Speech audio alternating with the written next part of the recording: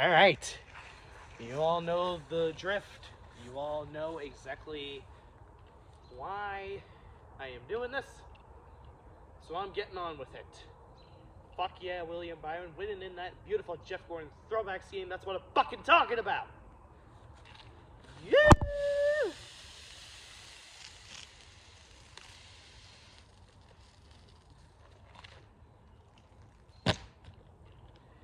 Yeah! Uh-oh, I lost my pin.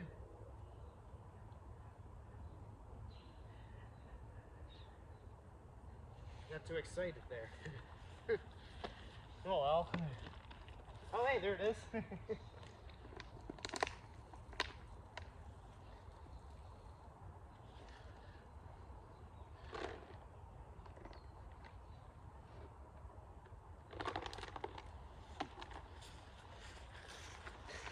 Man, we've got a lot to unpack with this one.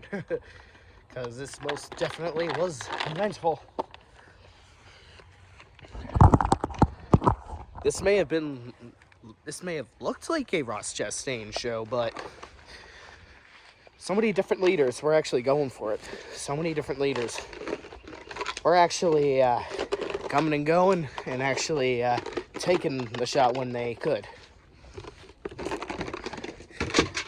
That is what makes a race exciting. Unlike what the Hendrick hate mongers would claim otherwise, because it's the whole generic, I don't like this race because the drivers I don't like won, yeah. Oh, wah. Boo-hoo, suck it up. Kansas was a fucking awesome race, and I don't like Denny Hamlin. We've been through this before. I'm not gonna try and even remotely reason with these complete jamokes that obviously don't set themselves straight of what quality racing is. Nevertheless, this is like, what, the third or fourth exhibit that Kyle Larson got fucked out of a race win? Half of them involving Ross Chastain. I know a lot of people are probably expecting me to yell, but to the surprise of many, that actually will not be the case. Because it's one thing to be an absolute douchebag about your terrible driving style and berating anyone, thinking the world revolves around you whenever you're just being a complete blithering idiot towards someone else. To at least have some honesty and humility after the fact is at least what makes it one forgiving. And if the person's at least funny about it, or at least somewhat tries to do better, then they can actually get somewhat of a free pass. But I kind of give Ross Chastain the benefit of the doubt with this one, because it's pretty easy to move upwards on the racetrack at Darlington because of how narrow the pathways are. And of course, Brandon Poole from Darlington actually checked up, as I saw on the exhaust. He was just brake checking Ross Chastain, and he wasn't having any of it. And Kyle Larson, unfortunately, just so happened to be an innocent bystander, and unfortunately got him caught up in the wreck. It does suck, but Kyle Larson at least has been showing he's been trying to salvage what he can out of it. Besides, you can't call this race terrible if William Byron only led 7 laps. Really?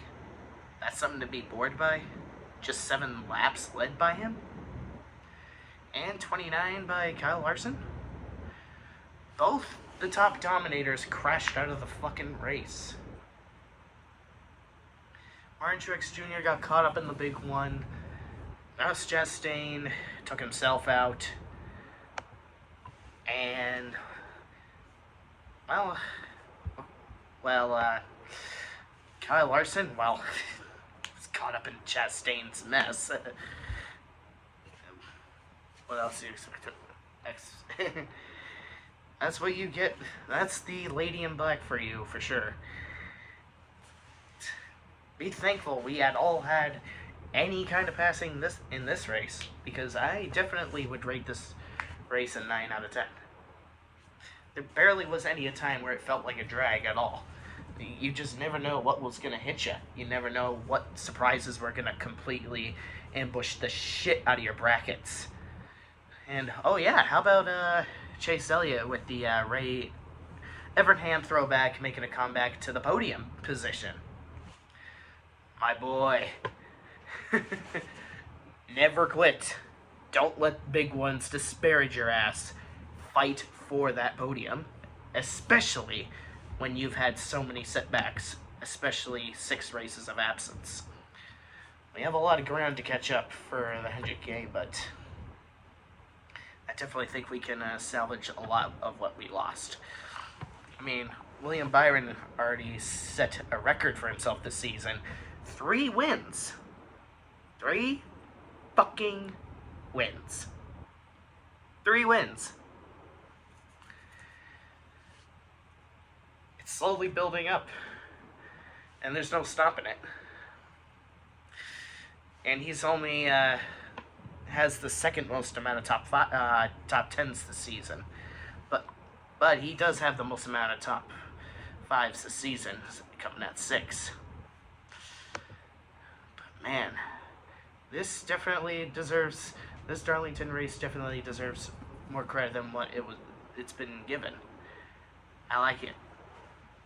I was definitely expecting Kevin Harvick to try and at least pull a clutch move by a Ricky Craven-esque clutch move. Unfortunately, for his case, he simply couldn't have it because the Rainbow Warrior power was just too much for Kevin Harvick to overcome by William Byron, thus acquiring the 100th victory for the 2014. Well, the number 24 for Hendrick Motorsports, to be more specific. It's funny, really. 11 years ago, Jimmy Johnson won the 200th victory for Hendrick Motorsports. Now, 11 years later, William Byron wins the 100th victory for Hendrick Motorsports. And I think Eric Jones won the 200th, or was it 300th victory for the number 43? I can't remember what number it was. Actually, I think it was 200th, since Richard Petty had plenty of different other numbers before he went to the 43. But hey, great day all around. I will even give Kyle Busch some props for actually racing like a real man against those guys above him. For once, I am actually giving him props for actually at least trying to play it safe with this one.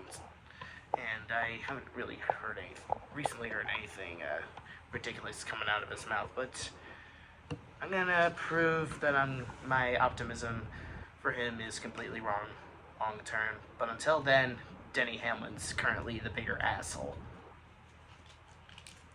Oh, and so is Ty Gibbs, but Ty Gibbs is so fucking useless right now. But hey, who am I kidding? I know Ty Gibbs will probably grab a shovel, dig and dig and dig and dig a win straight out of his ass. Mother Nature or a final lap caution will probably favor him in that scenario, or whatever the scenario may be. I'm definitely banking on that bullshit. I can completely see something ridiculous favoring him in one of the most controversial victories coming. I'm calling it. Alright. Yeah. 296 wins, and only 4 away. 4 away from that Sparta meme. Me gusta. And, sorry, Josh Berry, that you couldn't manage what you could out of that mess that you were in. I think it was the first big one he was a part of. But hey, Josh Berry has so far proven himself he can wheel what he can whenever he has to fill in for Hendrick Motorsports. So you got to give him credit where credit's due. 10th place at Phoenix and 2nd place at Richmond and 10th at Dover. He's at least trying the best he can to try to fill in whatever space the shoes he really needs to fill.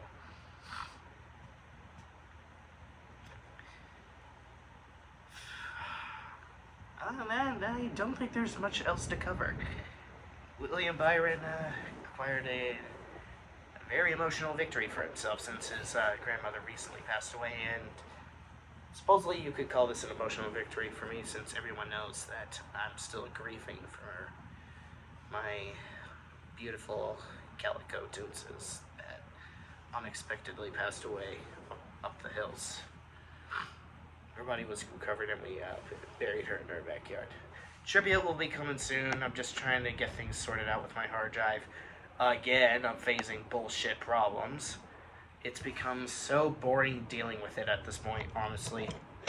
And I'm honestly tired of this bullshit constantly repeating over and over again with my hard drive problems, but well, I digress. I'm gonna really have to come to the bottom of this because this is just getting old. This is really pissing me off for the last fucking time.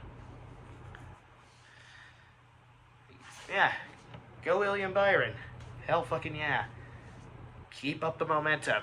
We are counting on you. Be absolutely safe. Don't break any bones while off duty. You're having such a badass fucking season. Don't throw it away. You hear me?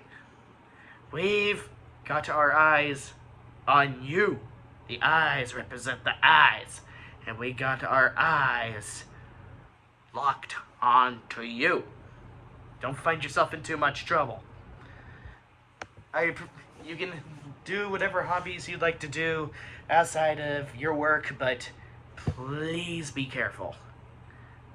We deeply value the season you're putting on for us. Do not fail this one. Do not fail this momentum. It's already bad enough Kyle Larson, even if he's not breaking his leg, is fine. Leg or vertebrae, whatever, is finding himself in these stupid fucking jokes. We don't want you in this situation. We don't want you in the situations your other 3 teammates had to face. Albeit, luckily, it seems like Chase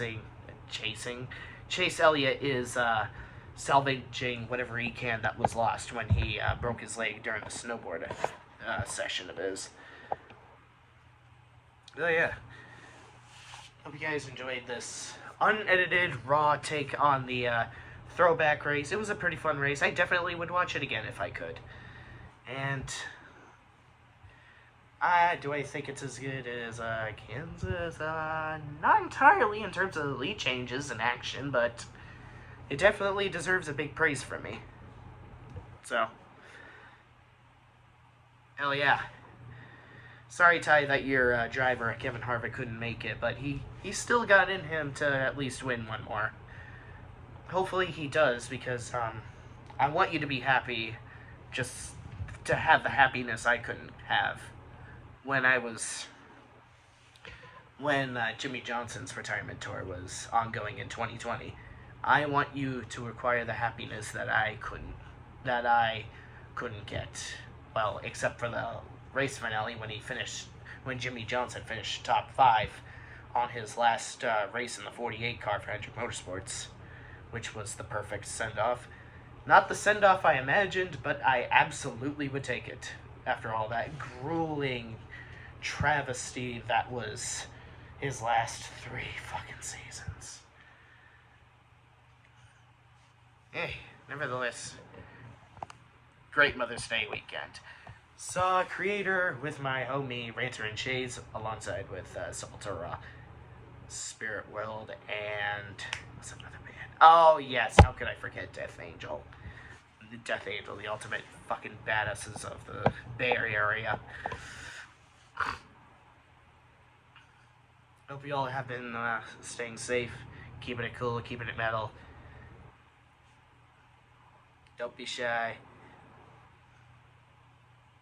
Take care of yourselves, take care of each other, and just please don't die. have a great, great, great week. And hopefully great month. And hopefully all the mothers out there that I am associated with had a great day that Sunday too. Peace and out.